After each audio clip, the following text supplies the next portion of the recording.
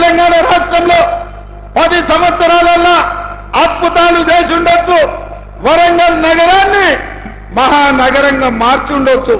కానీ ఒక చెత్త, ఒక మురికి కూపంగా మీ వరంగల్ కు పట్టిన పెద్ద సమస్య మీ చెత్త. చెత్త ఎత్తే దిక్కులేని ప్రభుత్వం గత 10 సంవత్సరాలు ఉండే.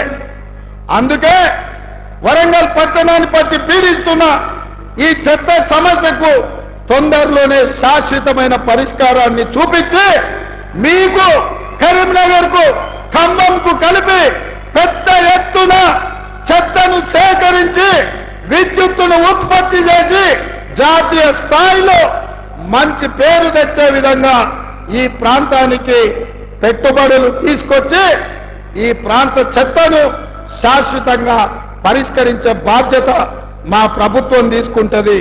ఆ శాఖ కూడా, మున్సిపల్ శాఖ కూడా నా దగ్గరనే ఉంది.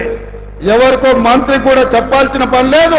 నేనే స్వయంగా వచ్చి వరంగల్లో కూర్చొని ఈ వరంగల్ యొక్క సమస్యను పరిష్కరించే బాధ్యత నేను తీసుకుంటా.